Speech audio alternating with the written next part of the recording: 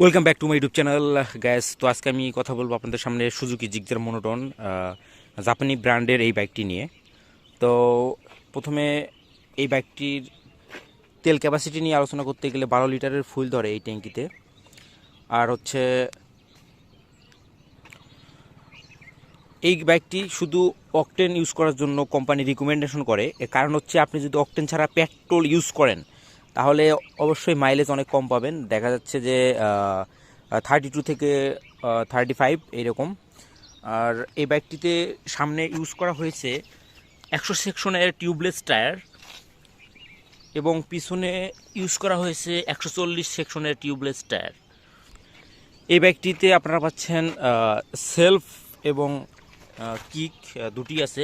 শীতের দিনের জন্য যদি কখনো সেলফে স্টার্ট দিতে প্রবলেম হয় তাহলে আপনারা কিকারের মাধ্যমে স্টার্ট দিতে পারবেন। এতে করে গাড়ির ব্যাটারির লংজিবিলিটি অনেক বেশি পাওয়া যায়।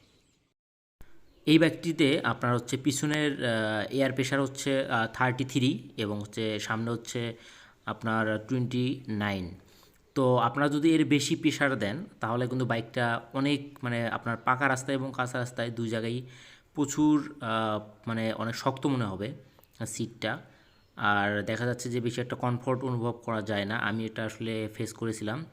আর সাধারণত লোকাল এরিয়ায় যে মানে এয়ার প্রেশার চেক করার যে মেশিনটা এখানে আসলে মানে এই বাইকের জন্য ওই মেশিনগুলো আসলে পারফেক্ট না, মানে এয়ার প্রেশার মানে আপনার পরীক্ষা করার জন্য।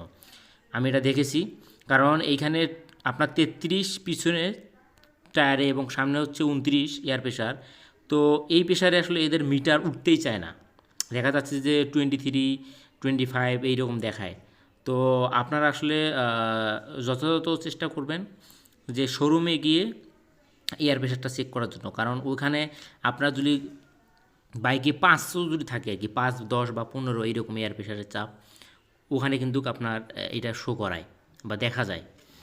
আর বাইকের নতুন অবস্থায় পিছনে সাসপেনশনটা মোটামুটি হাঁটছিল, এখন অনেক কমফোর্টেবল হচ্ছে দিন দিন। অলরেডি আমি 3400 কিলো বাইকটা চালিয়েছি।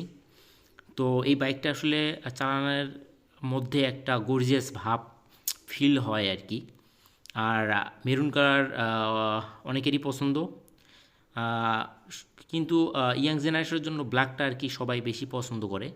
আমি যে সময় বাইকটা কিনতে গিয়েছিলাম আমি আসলে ব্ল্যাকটা পাইনি, ওখানে ব্লু ছিল এবং মেরুন কালারের এটা ছিল। তো আমি মেরুন কালারই চয়েস করি।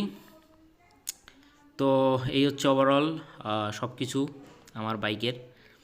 আর এই বাইকটিতে সর্বোচ্চ 8000 আরপিএমে 14.6 নিউটন আহ, আহ, শক্তি পাওয়া যায় আর কি।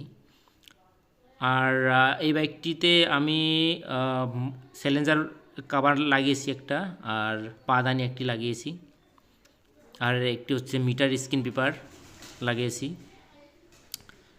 এই হচ্ছে অবস্থা। আর মোটামুটি আমি মাইলেজ পাচ্ছি আর কি 57 58 এইরকম। আপনারা যদি 3500 আরপিএমের মধ্যে মানে হচ্ছে 50 স্পিডের মধ্যে যদি আপনি চালান আর কি, 40 থেকে 50-এর মধ্যে, তাহলে দেখা যাচ্ছে যে অনেক সুন্দর আর কি মাইলেজ পাওয়া যায় আর কি এই বাইক থেকে।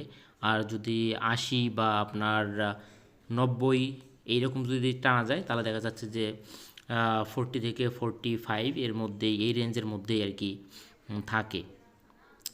আর এই বাইকটিতে আসলে পুরুষ মানুষ সহকারে 3 জন চড়া যায় মোটামুটি, তবুও লং ড্রাইভের জন্য নয়। সবাই ভালো থাকবেন, সুস্থ থাকবেন। আজকের ভিডিও এই পর্যন্তই।